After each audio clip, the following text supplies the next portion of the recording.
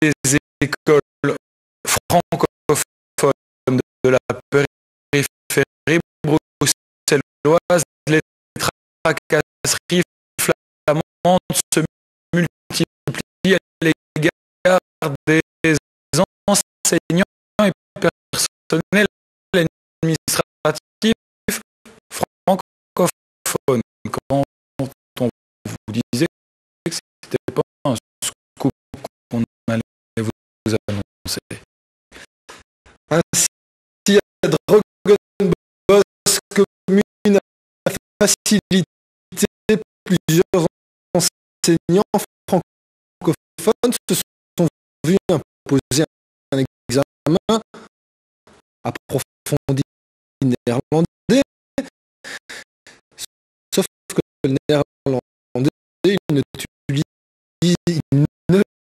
l'utilise pas dans leur cours de reportage van Bodewein Carteuivels.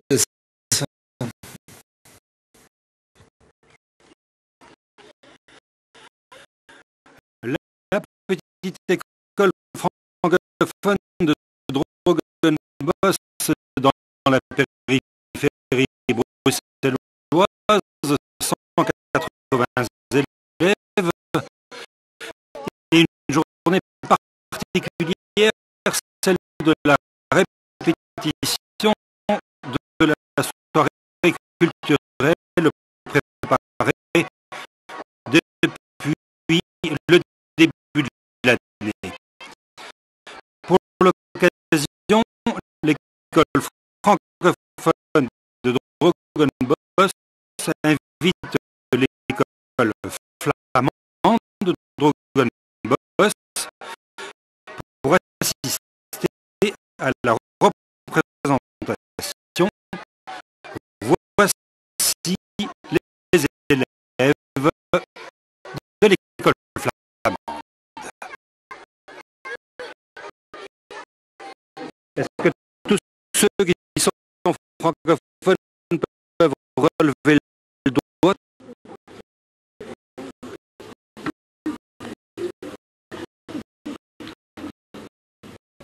Vous avez été invités?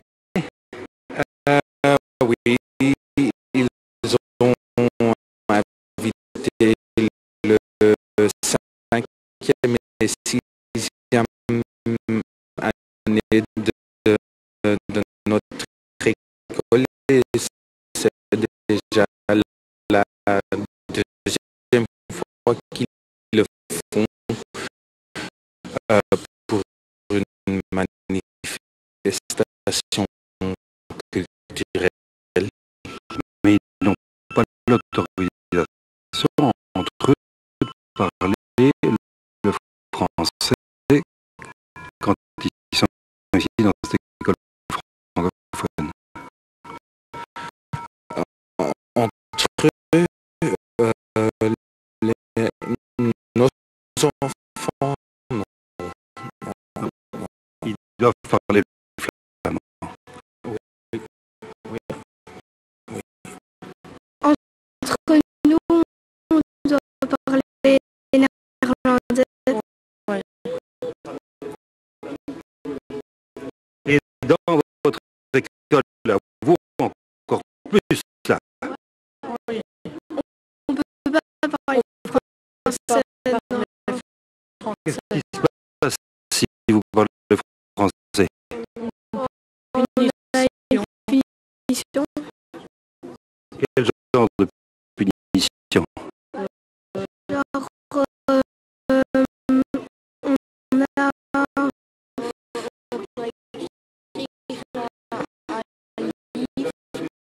non, ils enlèvent un point de notre bulletin où on doit écrire un texte français.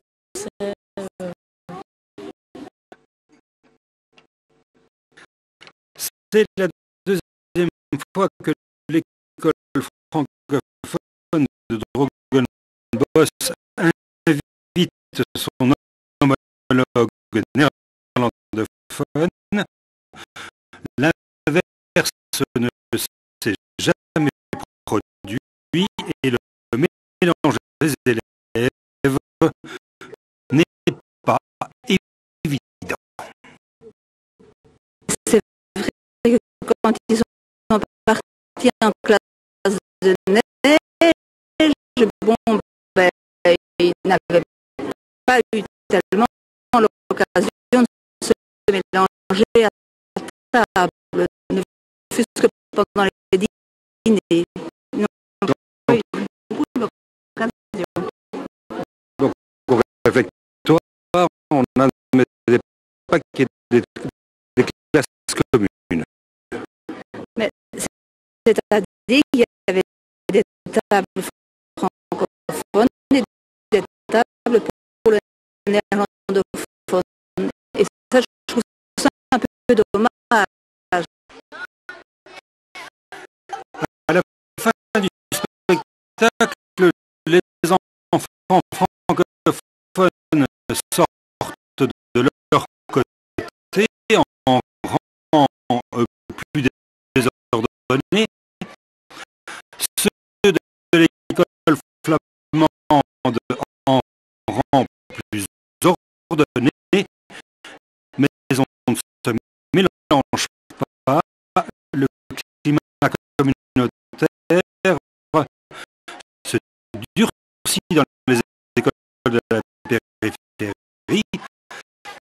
Ainsi, Sabine, qui est institutrice depuis 10 ans, non nommée, et qui s'est vue imposer de passer un examen de néerlandais.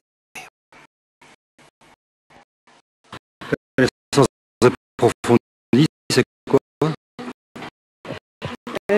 Une connaissance assez poussée du néerlandais. On doit pouvoir converser, faire une leçon en néerlandais, pouvoir faire une dissertation en néerlandais. Oh, vous n'êtes jamais amené à parler un mot de flamand à vos élèves? Jamais, jamais. Il en va de même pour le personnel administratif.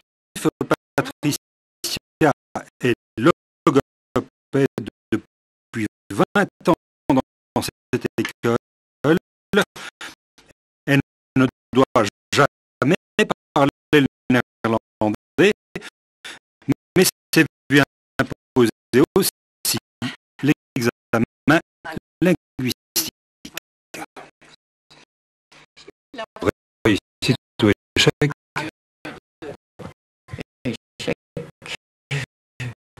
Pourtant, je me débrouillais, j'avais maîtrisé la petite conversation, je pouvais écrire un texte cohérent, etc. J'avais révisé le vocabulaire, la grammaire et tout. Et on croyait que on trouverait quoi, les points nécessaires et que je pourrais passer, réussir l'examen. Et bon, j'ai raté. Oui. Conséquence? Je ne serais pas nommé. Sur les 13 enseignants de l'école, seuls 3 ont réussi l'examen et les revendications flamandes visent maintenant aussi les PMS et les centres de santé.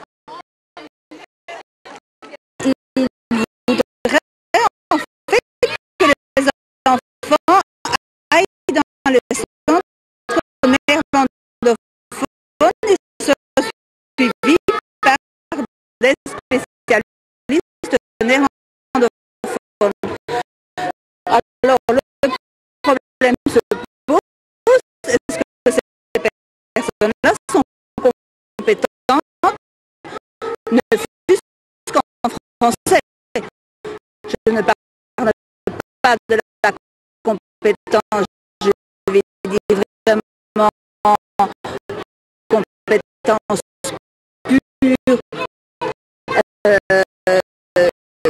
médicales, mais est-ce qu'ils sont compétents en néerlandais? Est-ce qu'ils pourront accueillir les enfants en français? Est-ce qu'ils pourront accueillir les parents en français aussi? C'est très important. 3000 élèves francophones sont actuellement concernés par cette situation. Rappelons qu'il faut impérativement résider en Flandre pour avoir accès à ces écoles francophones de la périphérie bruxelloise.